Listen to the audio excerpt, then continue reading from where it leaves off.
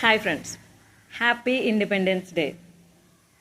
ఈరోజు మనందరికీ కూడాను ఎంతో ఆనందకరమైన రోజు.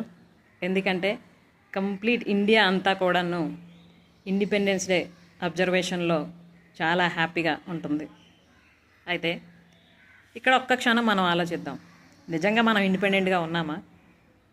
Yes friends, I'm talking about women. మన ఆలోచనలు కానీ, మన పనులు కానీ, ఫైనాన్షియల్గా కానీ మనకు అసలు ఇండిపెండెన్స్ ఉంటుందా? మీరు ఎప్పుడైనా ఆలోచించారా? ప్రతి విషయానికి కూడాను ఒకరి మీద ఆధారపడుతూ ఉంటాం.